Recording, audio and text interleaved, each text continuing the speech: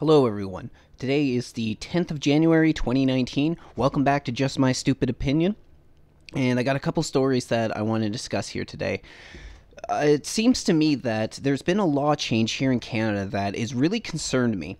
I've always, throughout my entire life, I've always had respect for the police and the job that they do.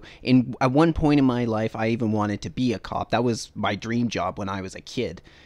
Growing up, if anybody asked me what I wanted to do, I always said cop. And even when I came to adulthood, I looked into it, I thought about it, but I never actually went into it. Now, I've always had great respect for him, but one of my fears, especially since I become an adult, has been the idea of a police state. And this is something that the changes in the laws that have taken place over the last month, we're getting closer to that right now. Now, it's nothing violent that's what's been happening in order to dictate such an alarmist point of view. But for me, I'm always looking ahead to the future whenever I'm thinking about politics and the type of legislation that's getting put in place. It's not so much what is being implemented today, but then how this sets a precedent for what can be legislated tomorrow.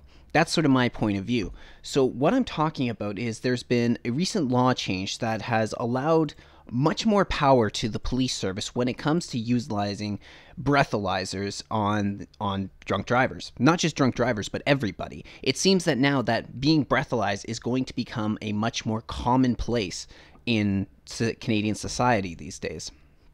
So this law ended up getting changed about mid-January. But the story's really picking up these days. So this is a news report out of Global News, and it says police in Canada can now demand breath samples in bars and at home. And just going into it, it's talking about how now the police have the authority to come into a bar or a restaurant or even at home, and they can request a breathalyzer sample from you to see if you've been drinking alcohol while you were driving. And if you say no, you could be arrested, face a criminal record, ordered to pay a fine, and subjected to a driving suspension. You could be in violation of the impaired driving laws even 2 hours after you've been driving. Now, the onus is on the driver to prove that they weren't impaired when they were on the road. So, it's one thing if we're talking about something like a bar or a restaurant, that there's still problems in there because many of these locations are considered private property. But when we're talking about your home, there we're on a very different, very rocky road right there. Your home is your castle, and it's supposed to be where you have sanctuary. Now, if you broke the law, that's one thing, but the fact that the police now have the authority to enter your home, to enter your castle, and administer a test like this is showing a widespread of police powers that was unavailable in the past. And a lot of times in the past, people have pointed to, say, the Harper government about how he's trying to implement a police state. One thing I can think of as an example is when Harper was very hard when it came to drug use. He really expanded the war on drugs, which is something I'm not in favor for because it has not had good results. It hasn't prevented drugs from flowing into our society. The answer is not to just then go the opposite route and legalize all drugs. But I remember that when I was about 18 years old, it was around this time that my parents, I'm sure they were aware before this, but it was around that time when my parents were aware that I was smoking weed. And so they became concerned, especially because there was a news article that ended up coming out. And this article was talking about how a kid that was about 18 years old, about my age at the time, how he ended up going to meet a buddy at just outside a local school. It was well after school hours. It was into the night. I think it was about 10 p.m. or something around there. And he did it because his buddy was out of weed, and he asked him if he could spare him a joint. This happens all the time for friends who are stoners. One buddy calls you up and says, "I'm out, can you spot me?" And you say, "Sure," you meet up, you hand some over. This happened all the time. I've seen it happen all the time. And so what ended up happening is while this was going on, a cop ended up coming by and ended up spotting him. And then at the end of the day, the kid ended up getting 18 months in prison. Now, I don't think there was any violent interaction between the cop and the kid, but there was at least some mouthing off that ended up taking place, and he ended up receiving 18 months in prison. So this is something that my parents pointed to and said, you got to be careful while you're out there if this is the way that the police are going to be acting, if this is the way the government's going to empower them. my parents are liberals, so, they weren't really big Harper fans whatsoever. Not that I'm a Harper fan or ever really was, but there were some things that he's done that I didn't appreciate at the time. I was also younger. But anyway, so this is one way that it's been pointed to, especially people who fall on the left wing of the political spectrum. They talk about how the conservatives, the Republicans in America, they're the ones who are pro-cop and trying to expand into a police state. But then when I look at everything that's happening, it seems clear to me that it's actually the other way around, and that these liberal governments, the Democrats, the Liberal Party of Canada, even though these are more the groups that talk about how they hate the cops, fuck the police, they always seem to expand their powers much farther than is necessary. And this is exactly what we're seeing right now. And it just concerns me with what we're seeing. And this it was actually in the paragraph 2 that I found most concerning. It says, where you can be in violation of impaired driving laws even 2 hours after you've been driving. So you could be on the road completely sober. Say you're going to a party and you show up at the party and you haven't had a lick of alcohol until you got there. Say you're planning to stay the night at your buddy's place, and so then you start drinking, and now you're over the illegal limit, and then a cop busts up the party, and that's your car out there, you admit it's your car, they breathalyze you, and you're over the limit. What does this mean for you? Is this going to now mean that you could be arrested on drunk driving laws, even though you were not on the streets? And the fact that it's now saying that the onus is on the driver to prove that they weren't impaired. Our society is supposed to be built on one that has...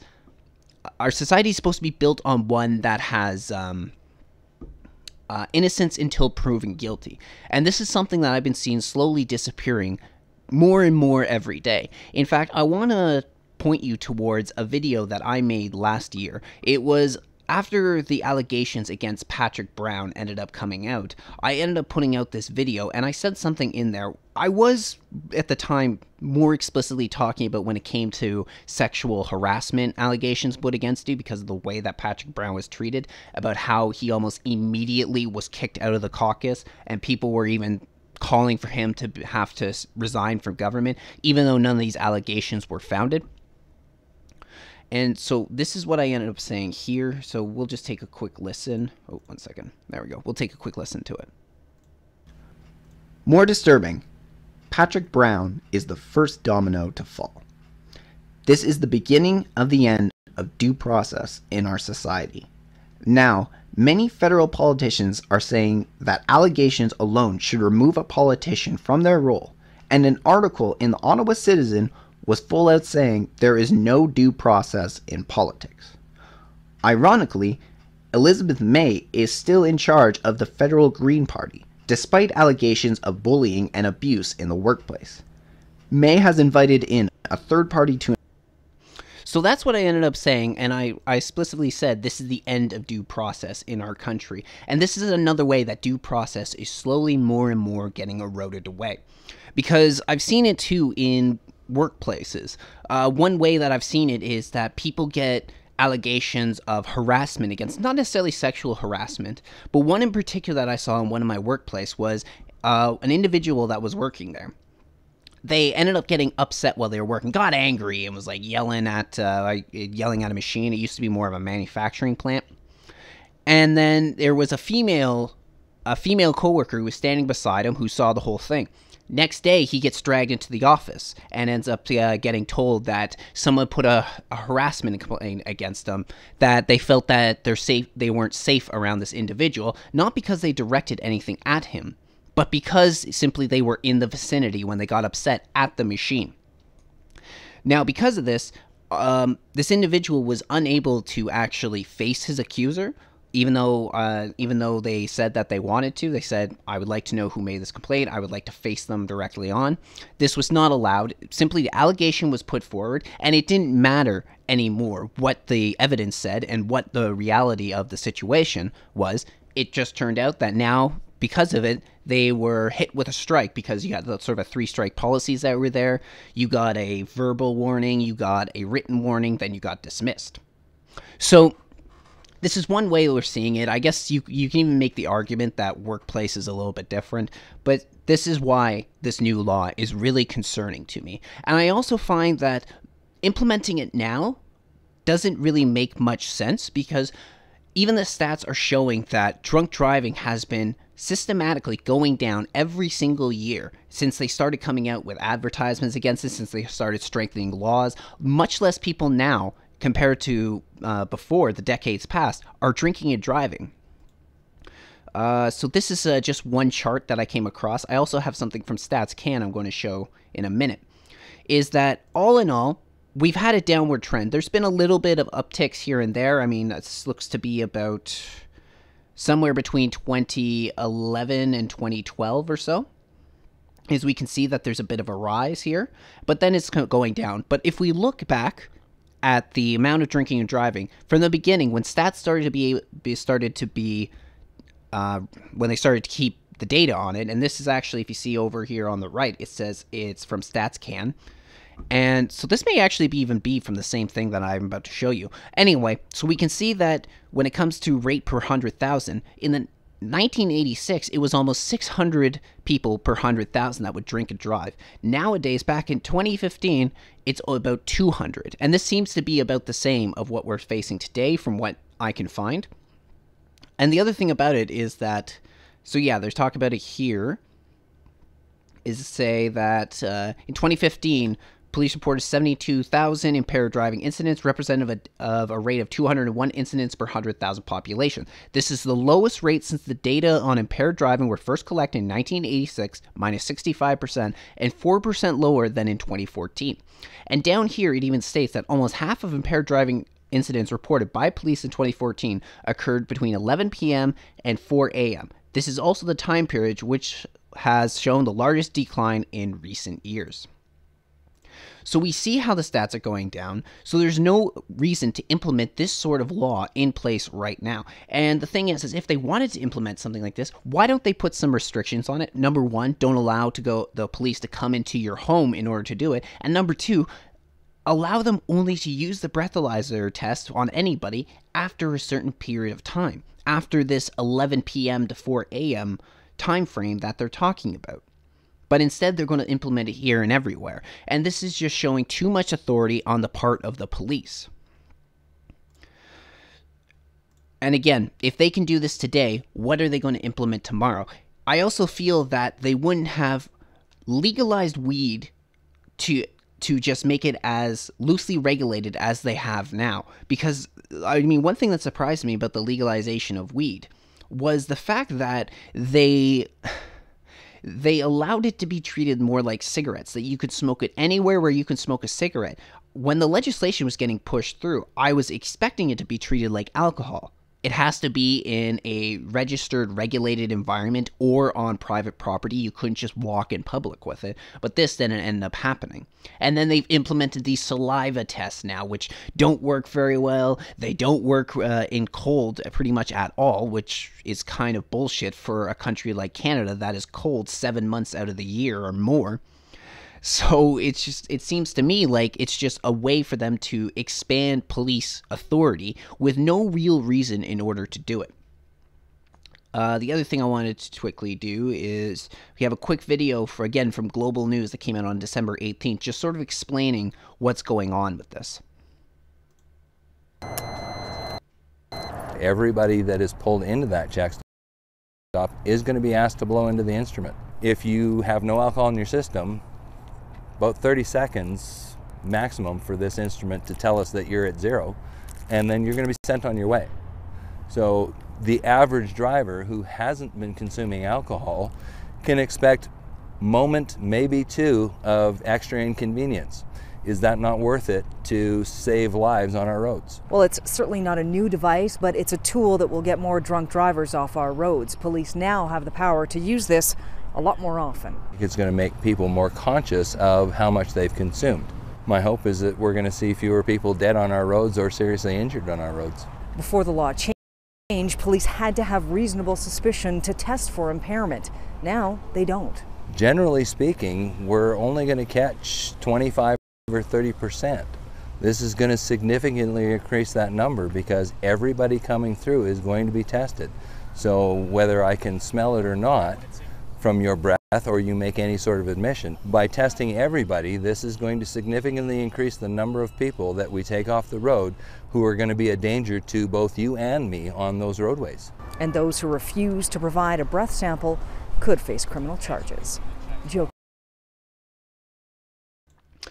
So, one thing that I think about when I watch that video is the idea of freedom lost is freedom you'll never get back. And to me, this seems like freedom you'll never get back. And the police even stated before that before they needed to have reasonable grounds in order to implement a breathalyzer test. They needed to see alcohol in the car, they needed to be able to smell it, or you had to admit to them that you had been drinking before they could implement tests like this. That's no longer the case. So now they can do it regardless, which is just... that's the freedom lost right there. And the chances that we're going to have a government that's going to re-implement this sort of regulation, re-implement the idea that you have to have reasonable grounds, is just, I think that's very far-fetched. This is not going to be high on government priority lists. So that's why I think that we're entering a state that we'll never come back from right now. The other thing is, too, is I feel like this is an infringement on part of our charter rights. Now, the charter has been more or less treated as a joke by governments ever since it came around. I mean, it's not quite like the American Constitution. You don't have hardcore constitutionalists here in Canada, and it seems like whenever it's convenient to the government, they're going to circumvent a constitution. Don't forget that Justin Trudeau was the one who said that his Liberal Party is the party of the charter, the party of the Constitution of Canada, but they're no problem doing that. The idea of having reasonable grounds is that's the way the police have to act, is they have to have reasonable grounds in order to implement their authority. Now, this can be a detriment to the police without a doubt. It means in certain situations they can't act until they have the evidence, and in other situations it can be for the safety of the people, for the freedoms of the people. So it's a double-edged sword without a doubt. One way that it definitely holds back the police is that if a wife comes in talking about how her husband beats the crap out of her, the police can't really do anything. All they can do is say, okay, well, next time that he beats you, give us a call and we can give you a restraining order, which is, to a wife who is being abused, that's nothing to her. That's no help whatsoever. So that's one way that we see how it inhibits them. But then it also prevents them from doing things like this. Because when I talk about that it's against the charter, I feel like it's against Section 8 here, which is everyone has the right to be secure against unreasonable search and seizure. This is something that most, if not every, democratic country with a constitution puts into it for good reasons, is because in the past we've seen how the freedoms of the people have been violated because of this, that people get searched for no good grounds. They get imprisoned for no good grounds. So this is the idea against it. And I've underlined here against unreasonable search and seizure, because I feel like this is unreasonable if you have not given them reason to believe that you have been drinking. Right? And this is already starting to affect certain individuals right now, because this ended up coming out. Hold on. I can close that. I can close that. Got a lot of tabs open right now, so just want to close them real quick. Is this story ended up coming out I guess it was like yesterday or whatever. Cops pull over senior for returning too many empties. And it says it was just after noon last Saturday, and a retired letter carrier had just been at the Streetsville beer store to return a month's worth of empties when a police car flashed him to stop. A stickler for the rules, a 70-year-old knew he hadn't been speeding, he hadn't been on a cell phone because he doesn't have one, and certainly hadn't been drinking. He says, quote, the cop thought I had dropped off excessive amount of bottles at the beer store. Asked if he'd been drinking, the senior said he had a beer at midnight while watching Taken 2. You need a drink for that movie, he quips. That's pretty funny, and I actually agree with him on that. Anyway, so he goes on to say about how he was forced to give a breathalyzer sample simply because he was returning empties, even though the cop had no reason to believe he had been drinking. And it's just the fact that something like returning empties to the beer store is supposed to be reasonable grounds when it comes to searching him and giving a breathalyzer just seems like really shady shit to me. The thing is, too, is I've talked about this at the beginning about how it seems that it's the left-wing parties that end up expanding the police state. Because we have this as an example. Well, people like Justin Trudeau and the Liberals or the NDP like to talk about injustice inside of the policing system and the court system, such as how certain communities are targeted a little bit more, even though their data has been showed there are grounds for reasons that they are targeted more. We end up seeing how this has been further expanded both in Canada and America, the idea of a police state, by the Democrats and the Liberal Party. Because underneath Obama, we saw, this is from In These Times, it said, if you thought Obama was giving less military gear to local police departments, you were wrong. And it says, despite President Obama's much-touted 2015 executive order, an In These Times investigation reveals evidence that police departments are still receiving as much military hardware from the Pentagon as ever. And this was because we were seeing that armored vehicles, military-style assault rifles were being given to the cops, and then they were walking the streets with this. There are times when that is necessary, absolutely. And, I mean, one thing they do make reference in here has to do with when in, I believe it was Dallas, Texas? I think it was Dallas, how they were talking about how, after shooters targeted and killed uniformed police officers in Dallas and Baton Rouge in July. So they say, like, reasons like this are reasons why they need it. And yes, those are reasons. But the point is that these cops were given this equipment, and then they were over-exercising their authority because of it. And as it says here, it says, but an In These Times investigation provides evidence that, in practice, the president's much ballyhooed reform on the 1033 program has done little to stem the flow of battle gear field to cops. In fact, the total value of equipment distributed through the program actually increased in the year following the ban, according to figures provided to In These Times by Michael McCaskill, Media Relations Officer for the DoD Defense Logistics Agency, which oversees the shipment. So far in the fiscal year of 2016, October 1st, 2015 to September 13th, the DLA has transferred $494 million worth of gear to local police departments. That far exceeds the $418 million of equipment sent to police in fiscal year 2015. According to an analysis published in May by the transparency organization Open the Books, 2015 was already a peak year for such shipments within the last decade, exceeded only by 2014's $787 million. Since 2006, more than $2.2 billion of hardware has found its way into the hands of police, according to the report. Now, right now, I'm picking on Obama and picking on Trudeau, but that doesn't mean that it doesn't go the other way around. That doesn't mean that we won't see. That doesn't mean that we don't see it the other way around. In fact, while he was campaigning, President Trump pretty much bragged that he was going to militarize the police. That he pretty much bragged that he's going to give all that extra military equipment to them, which I don't agree with for reasons I've already stated, and I just find that it's unnecessary. It's sort of... It gets to the point where it's more like having the military on the streets than the police force. That's kind of what it seems like. But I'm not surprised that these are the sort of measures that Trudeau has taken, because we were warned about this sort of thing. In fact, I'm doing something I never do on both in my podcast here and also in my personal life. I'm going to Huffington Post for this. Please don't hate me for this, but this is actually a very reasonable thing that was put out. This ended up getting put out back in 2014 or so. Yeah, it ended up getting put out at the end of 2014. It says, why Canada will become a dictatorship under Trudeau. And this author of the blog, pretty much, that's what Huffington Post really is, Daniel Dicken, he ends up going on to say, it's become clearer as the days of Trudeau Liberals wear on. If elected Prime Minister, Justin Trudeau would turn Canada into a dictatorship. This is the man who admitted that he admires China's basic dictatorship. He wasn't just a sarcastic comment. He seriously said that he admired the dictatorship because they can get things done quickly. And I'm pretty sure I've shown that clip already on episodes in the past on my podcast, and I'm sure most people have seen it by now. And it's becoming clear that Trudeau not only admires the dictatorship, he runs the Liberal Party like it too. And the one thing that they make reference to is the appointment of Andrew Leslie as the Liberal candidate for Orleans. So we go here now to the Ottawa Citizen, and what this article goes on to say is how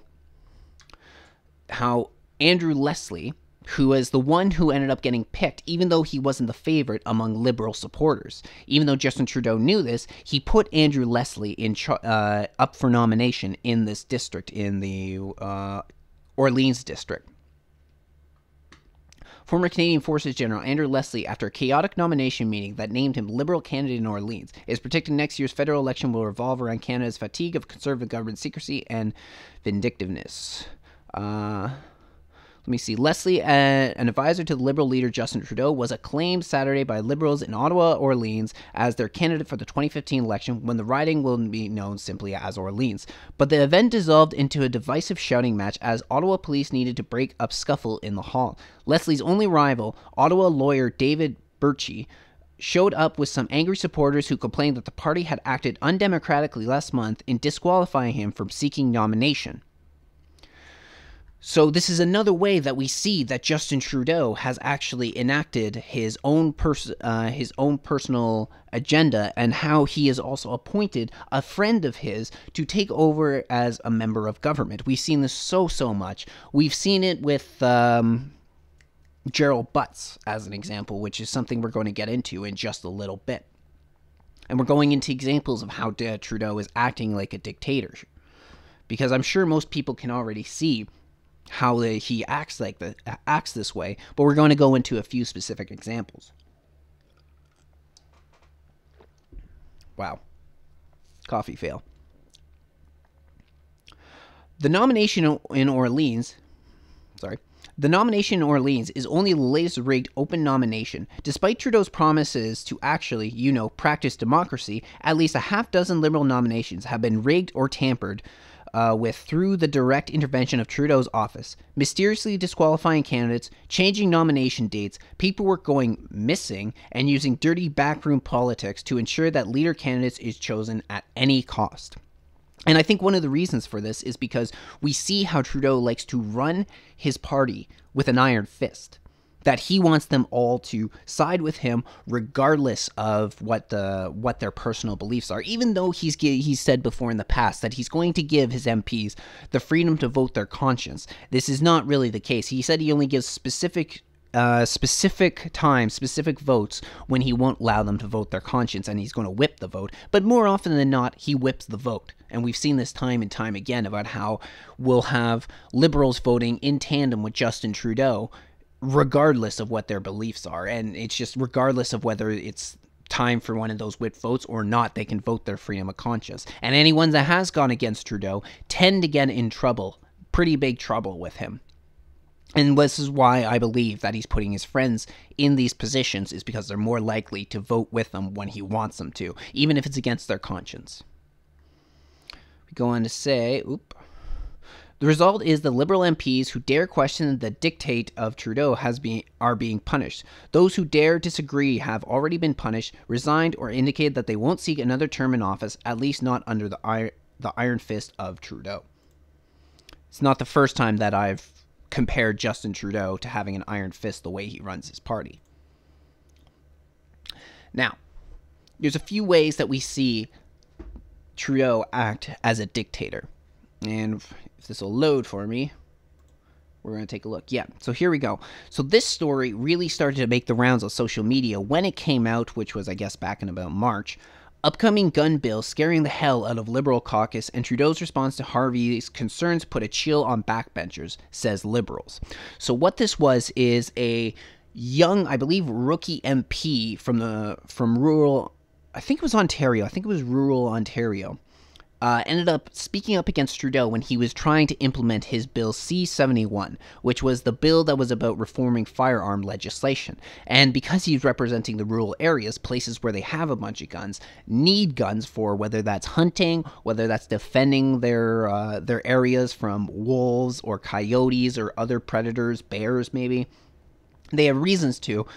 When he stood up to Trudeau and said that enough's enough, Trudeau lost it on him. He lost it big time and screamed at this MP.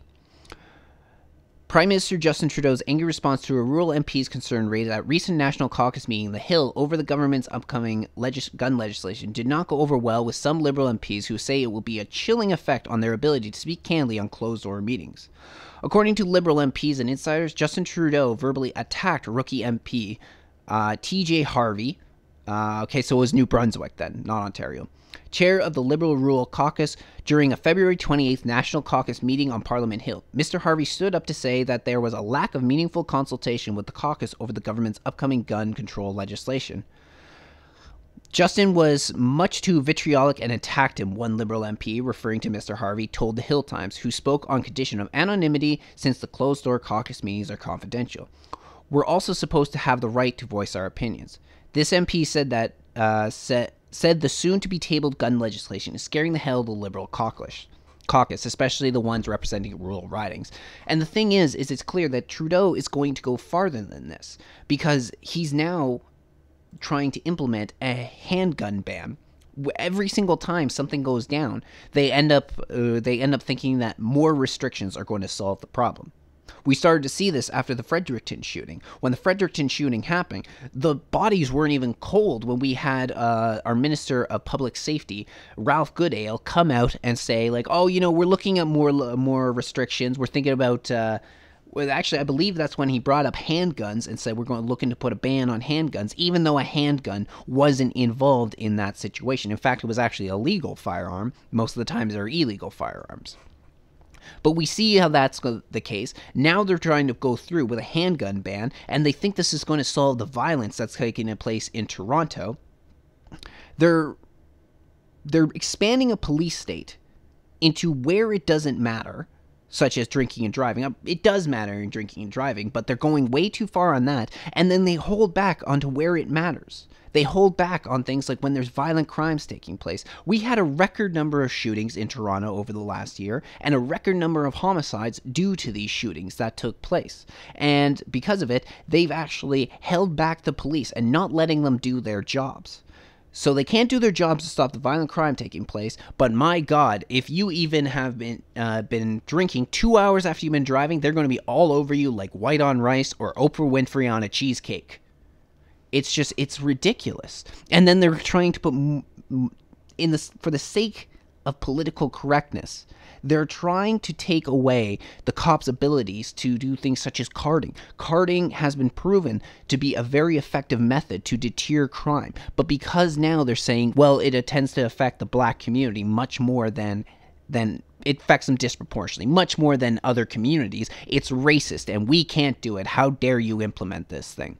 And we even saw how this is something that Doug Ford kind of caved to a little bit during one of the debates when he was going to become premier. Because when it was him, Kathleen Wynne, and Andrea Horwath on stage, I believe it was in Toronto too, they ended up getting asked by a young black man about that. And that's when Doug Ford said, oh, you know, any sort of legislation that that disproportionately affects one group of people is unacceptable. We're not going to have it under my government. Even though that, at least in America, despite the fact the black population makes up 13% of the total population, they're disproportionately involved in violent crimes, disproportionately involved in drug crimes. It's more likely that they think right now, the stats say that about 50% of the murders are done by a black person. So you have a huge disproportion when it comes to this sort of thing. Also, I believe the data says that when it comes to being a drug dealer, they're more likely going to be black than anything else. So despite this, they're doing away with legislation and police procedure that can actually stop some of these crimes taking place. And because of it, we now have a record number of shootings in Toronto. We have crime waves that are off the map that we have never seen here in Canada. And they believe that the way to solve that is going to be more legislation on guns, and that's going to solve it. All it does is it disarms the population, and it doesn't matter to the criminals. The criminals have the weapons. They're going to keep carrying the weapons regardless. In fact, I think you can compare it to, I saw this documentary once. You can compare it to what was said in this documentary. This documentary was about prisoners. And in this documentary, one inmate showed how they make shivs in prison, right? So, took a razor blade attached to, say, a toothbrush. And then when he was done, he told the crew there, the camera crew, and the person hosting the documentary, he says, I would rather be caught with one of these by the guards than without one of these by the prisoners. And this seems to be more of what you can compare it to, is that these criminals would rather be caught by the police with a gun than be caught without a gun by the enemy gangs or the people that they're fighting against. So it's not going to stop them. It's not going to deter them from carrying the weapons. And even though, I think it was within the last year, we heard that this idea of more guns flowing across the American border coming from the States is all hocus pocus. It's all crap. These are Canadian guns that are causing this. We just found out that data turned out to be false. And it's true that most of the guns are flowing in from our southern border. And that most of these guns are American guns that are killing us and killing Canadian citizens. But that doesn't seem to matter to them. But we're going back to the idea of Trudeau as a dictator. One way is how his government is being manipulated, in many ways controlled by people such as Gerald Butts. Gerald Butts has an unprecedented amount of influence over Trudeau and an influence over legislation, despite the fact he's the, what is he, the principal secretary of Justin Trudeau. But here's another guy that's been friends with Trudeau for years and years and years, and because of it, has Trudeau's ear. In fact, in a lot of ways, I sort of consider him to be, for those who've seen the second Lord of the Rings movie, Grima Wormtongue, which was that in the kingdom of Rohan, there was the king who had suddenly changed the way he ruled the kingdom. He was doing terribly for the people. And it turned out that it was because this advisor of his, the one who spoke into his ear, was manipulating him. And he manipulated him into doing all these bad things. And then once they ended up getting, that person got tossed out, then, King Theoden ended up going back to his old ways, becoming a great king again. Now, I think the difference is that Trudeau, without Gerald Butts, would be a terrible prime minister. But this is the comparison I'm drawing when it comes to Gerald Butts. He is this worm-tongue guy. He is the one who is whispering in Trudeau's ear and making everything worse. And he has an unprecedented amount of authority in legislation, the government, and over Trudeau's caucus. This is from the same article from Hill's Time that was talking about that young MP who ended up getting reamed out by Justin Trudeau. It says here, some MPs also questioned in an interview with the Hill Times last week why Gerald Butts, principal secretary to Trudeau, and Katie Telford, chief of staff to the Prime Minister, regularly attend the National Caucus meetings, which are only for elected MPs. They point out that the chief of staff and principal secretaries were not allowed to attend all the national caucuses during the tenure of then Liberal Prime Ministers Jean Chrétien and Paul Martin. They said national caucus meetings are meant to give an opportunity for rank-and-file MPs to speak their minds without fear of retribution from senior PMO political aides who advise the Prime Minister on key cabinet decisions and all functions of the machinery of government. Mr. Butts and Ms. Telford have been attending national caucus meetings regularly since the Liberal-formed government after the 2015 election. At the first caucus meeting on the Hill in November 2015, Mr. Trudeau introduced both of his senior staffers to the caucus and told his MPs that any communication from them should be deemed as coming from him.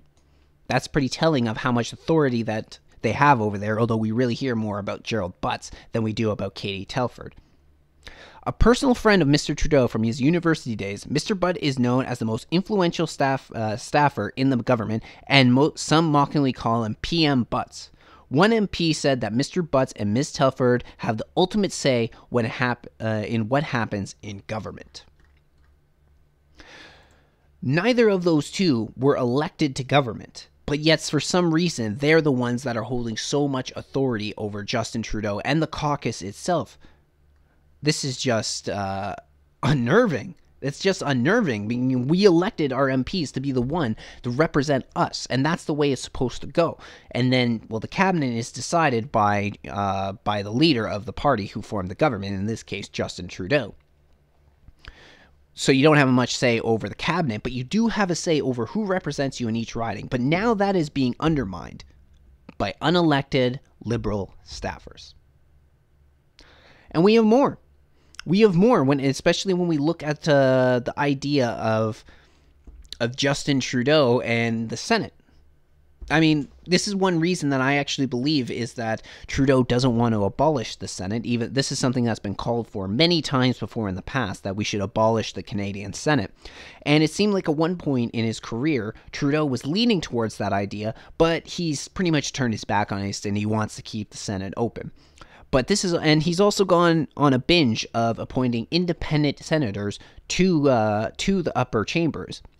And it seems like it's a good idea. It actually, I remember when I first heard about this, I thought, is Trudeau actually trying to do something nonpartisan for once? Which I couldn't believe it when I heard it, but it seemed like that's what he was doing. But there's a method behind his madness, and his method benefits him, his vision for Canada, and the Liberal Party.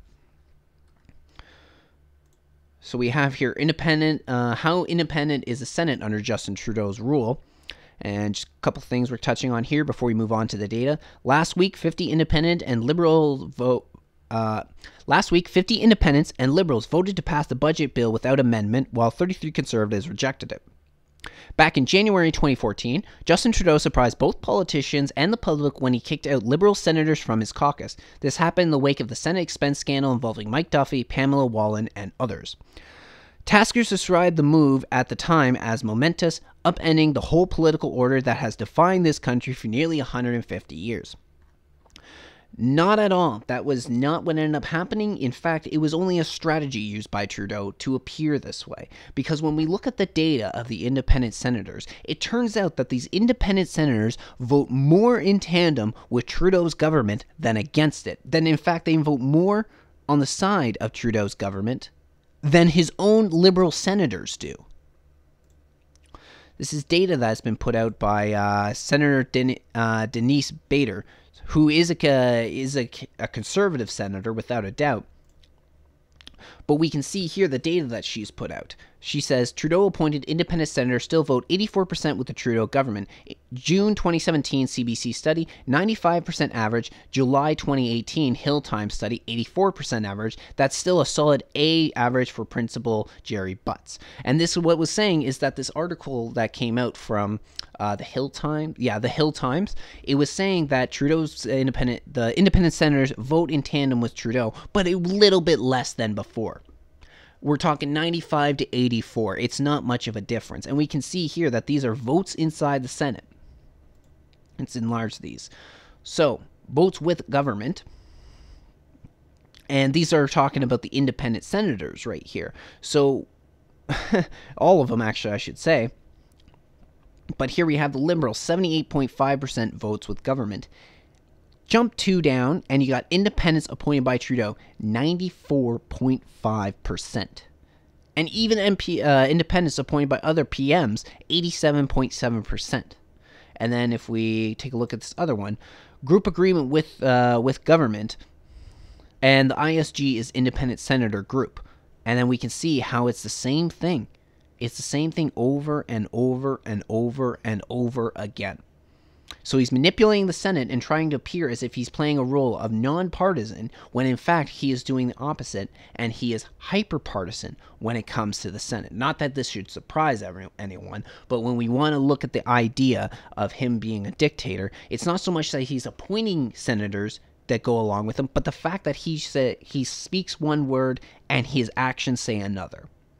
The fact that he tries to present himself as going against partisan politics, when in fact he is actually engaging more in partisan politics than ever before. And finally, when it comes to MPs that go against what Trudeau wants, when it goes against, say, he tries to whip a vote, we see how they are punished for it, and this ended up happening to a young MP, Liberal MP, named Scott Sims. And in fact, Scott Sims made a brief appearance on when I put out my video about Lead Now, which was only a couple videos ago. When I put that out, when it came to, what was her name? Vivian Krause. When we were talking about Vivian Krause, she was getting questioned about Lee now, that was Scott Sims who was talking to her. So I'm just about to pull up this report now.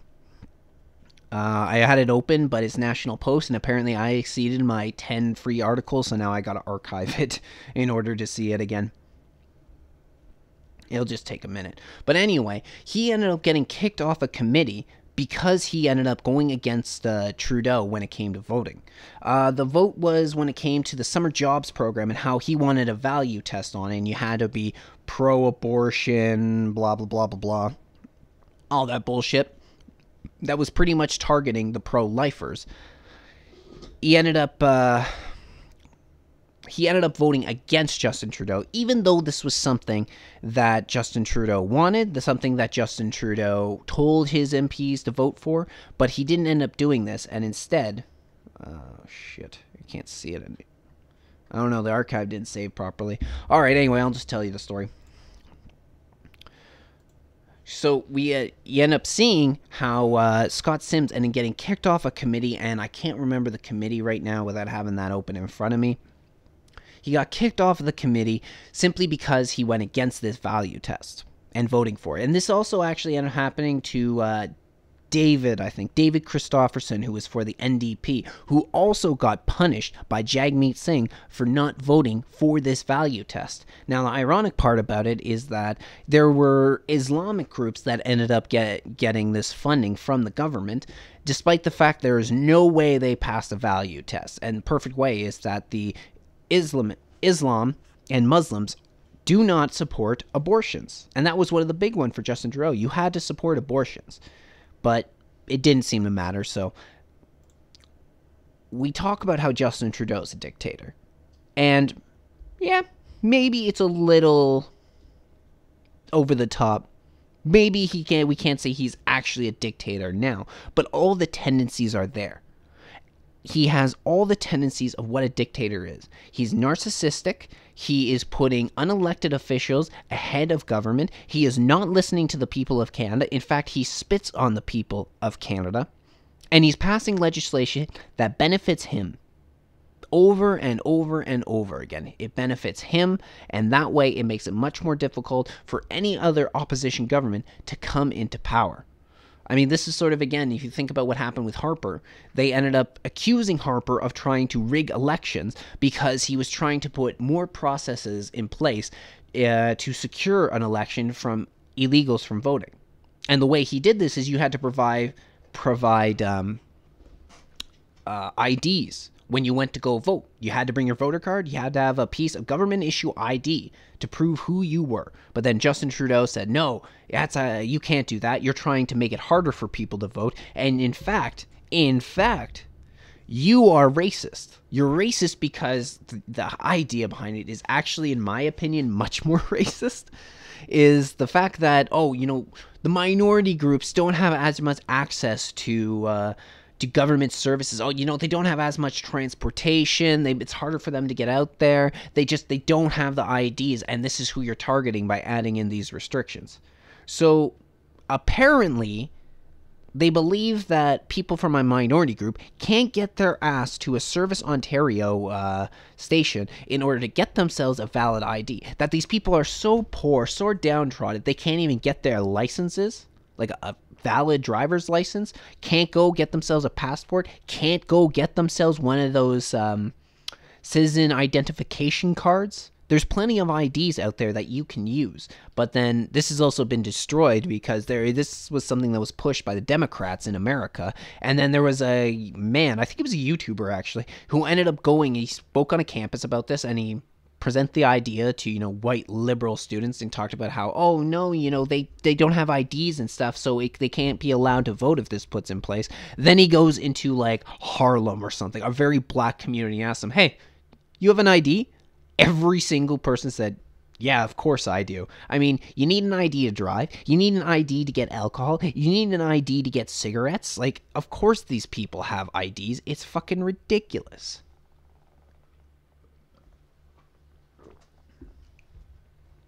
So the one positive note on this is that it's election year. And despite Trudeau's attempts to rig the election in his favor, whether that happens to be by giving illegals the ability to vote, which we're starting to see, not necessarily illegals, but people who can't vote in elections. They're trying to give them this opportunity, which they're going to try, which they're going to vote for the Liberal Party. This has been shown time and time again that a lot of the people that are brought in end up voting on the left-wing politics, the left-wing party over the right-wing party. So that's one way. He's giving more money to third parties to campaign when it comes election times, even though this is a guy who's been talking about election interference. He says he's worried about Russia interfering with our elections, yet provides next to no evidence that it's actually happened. And also, he's making it easier for them if they want to hack our elections by using things such as electronic ballot counting machines, and it looks like we're starting to make our way towards the electronic voting machines itself, which those are easy to hack. Those are very easy to hack, and I showed that in my one video called Rigging the Game Trudeau Style. I recommend people go check it out. I'm actually quite proud of that video. I put a lot of time and effort and work and research into that, and I'm quite proud of what I ended up digging up because of that, so please go ahead and take a look at that video. But I also show there's one video I found on YouTube which showed that at a hacker conference, these hackers decided we're going to have a competition and see if somebody can hack these electronic counting machines, electronic voting machines. Yeah, it didn't take them long. It took them a couple hours at best in order to hack these machines, and they did it with an old shitty laptop. And I'm talking not even laptop, sorry, an old shitty computer, like a 2002 Macintosh or something is what they used to hack these machines. And these were machines that were used in the 2004? Yeah, 2004, 2008, and 2012 presidential elections. And they used a shitty Macintosh in order to do it. So he's finding every way to circumvent the rules, circumvent the law, and rig the upcoming election in his favor. These all sound like a lot of dictator positions to me. Oh, and you know what? He's gone against even stuff he's spoken about. This was a guy that said that he has zero tolerance for any sexual harassment allegations inside of his caucus. And this turns out to be fake. Because he has kicked some MPs out, but he still let several out and about MPs out and about, such as Kent Hare. He kicked him out of the cabinet, but Kent Hare is still sitting in Parliament, even though Kent Hare has been shown to be creepy as hell with some of the stories we found out against him. But in Trudeau's mind, it doesn't matter whether it's true or not. If there's an allegation, you're out. That's it. Well, there was an allegation against Trudeau. And what did he do? By using Trudeau and left-wing terminology, he mansplained how he did nothing wrong. This is exactly what he said was the problem when it comes to sexual assault allegations. You need to #believe all women. Time's up. Me too. We're living in these worlds right now. You need to be a feminist. But it's okay when I grow up. That's the way Trudeau presented it. And I'm just going to quickly finish today talking about a story, not going to take long, just quickly touching upon the Yellow Vest movement that's going on in France. Because it's been going on for weeks now, month or two, a couple months actually, I should say now. And French government is starting to get to a scary place with what they want to do to take down the Yellow Vest movement. And I think it's clear that it's because the Yellow Vest movement is a threat to them. That's the real reason why they want to take down the Yellow Vest movement. But now they're thinking about an ex-MP, or was it an ex-minister? Well, we'll get into that in just a minute. He wants to use live rounds against the Yellow Vest protest. The Yellow Vest protesters. This is a story from express.co.uk. France in meltdown. Now ex-minister says police should use live rounds on protesters. French police should be able to use their weapons once and for all and open live fire on Yellow Vest protesters, a former French official said on Tuesday. Speaking during an interview with Classic Radio, Mr. Ferry suggested that French authorities should be permitted to fire weapons at protesters. He said, "What I don't understand is that we don't give the means to the police to put an end to this violence. Mass uprising in France has been going on since November 17th, initially in defiance of rising fuel prices." Wrong. The demonstrators have been wearing yellow high-vis jackets, which all French motorists must carry with them by law. And it's not just rising fuel prices. There's a lot more going on to it, but they won't admit that. All the media outlets just like to say that it's against the idea of like carbon tax when it goes much further than that. Mr. Ferry's intervention has focused minds on the increasing law and order crisis facing the country. When pressed on the fact guns could lead to wounding or worse, Mr. Ferry said, "So what?" Quote, "Listen, frankly, when you see guys beating up an unfortunate policeman on the floor, that's when they should use their weapons once and for all. That's enough." He added, "We have the 4th largest army in the world, and it is able to put an end to this crap." So shoot the protesters and bring in the police, bring in the army in order to take them out. Well, the thing is while these protests have been getting out of control, like going really far, don't get me wrong. Who's actually killed people so far? The police. Government forces are the ones who have killed yellow vest protesters. And a couple civilians, 1 or 2 civilians I know ended up getting killed by the police. There was a young girl who ended up getting shot in the eye. I don't think by a live round. It was probably like a beanbag gun or maybe with rubber bullets or something. But she got shot in the eye by the police. It's been the police who have been constantly expanding. It's been the police who've been constantly making the situation in France worse. There have been times where they've had the yellow vests completely penned in certain areas and then just consistently fired tear gas at them even though they couldn't possess a threat to them. Now, and we've also seen plenty of videos of the police chasing down these protesters who don't seem to be committing any acts of violence and beating them senseless onto the ground. This is the government forces that we're seeing. The reason they want to go to this extent is because they are scared. They are scared of what the yellow vest protest represents. They're scared about what the yellow vest protest will bring around because they've been fighting so long, these globalists, to gain power and keep power in France, that now they're worried that this is a form of second revolution that is going to overthrow their government. And you know what? They should. Because this government doesn't act on behalf of the people, and just like Trudeau, Macron has done everything to destroy the country from within, and the effects are felt by the average person. The effects are felt by the average person, not by these government officials, not by the globalists. And that's why they need to tear down Macron's government. Hopefully, if they could do it without violence, that would be best. And this brings me to the final video before I sign off, which is talking about the change in tactics that the yellow vests are moving. This is a video from Press for Truth and talking about how the yellow vest protests are going for the Rothschilds bank. So they're now going to not just take to the streets, destroy public property, and assault the cops, which, don't get me wrong, I've seen yellow vest protesters assaulting cops too. But now they're going for where it hurts. Their money. The Yellow Vest movement is on the doorsteps of the Rothschild Leon Bank today because they are finally starting to realize that running around in the streets shaking their fists and throwing haymakers at cops is essentially doing nothing, and they need to hit the government where it hurts them the most. So this Saturday, January the 12th, they're about to do what the banksters fear the most. They're going to trigger a run on the banks.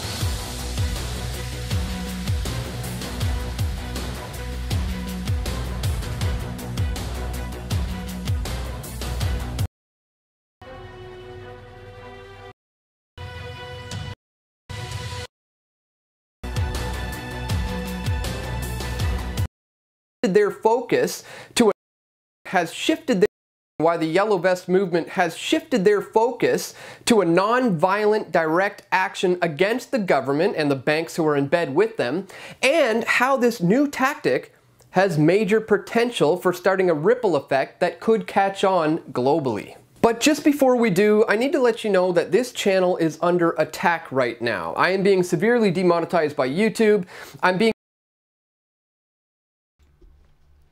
Don't really have to stay on the video too long. I think it pretty much tells you all you need to know, because these people have been sold out by rich bankers and rich individuals inside their country and around the world. We see this constantly. We see this in Canada, we see this in America, we see this in the UK, everywhere all over the world. It's the rich selling us out, and the bankers are almost always at the center of it. And the Rockefellers and the Rothschilds are one of the primary banking dynasties that are doing this, trying to change the world for their own benefit, keeping people in debt slavery, take away their freedoms so they can't fight back against the current establishment, and the Yellow Vests are now focusing their attention on where it counts. And I applaud the Yellow Vest movement for doing this. This is what we all have to do. Realize where the true enemy is. These politicians, they're puppets. That's all they are. They're puppets put there to distract us and think that they're running the show, think they're the ones screwing us over, when the people behind the scenes are pulling the strings with them to force them to do, I shouldn't even say force them, to manipulate them into doing this for whatever reason, monetary gain. I mean, have you ever noticed how so many politicians have insane amounts of money despite the fact their salary? Did you know that Gerald Butts was a multi-millionaire? And I think we're getting into the tens of millions of dollars we're talking about. How did he do this? How did he become a multi-millionaire when he works for government? Their salaries aren't that good. The same thing with a lot of Democrats inside of America. Republicans do, don't get me wrong, but it's because they're being paid off by these groups of people in order to implement what benefits them, which keeps the status quo, which screws us over at the benefit of the rich bankers. And the Yellow Vests are seeing this, and they're taking the fight to where it really matters.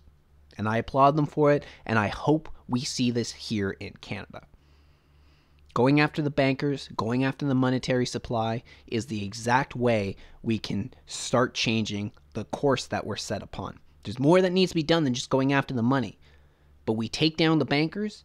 The money is gone from these politicians. The money is cut, which is the main thing that is driving them right now. And we have finally a chance to enact real change to bring about the prosperity of our countries yet again.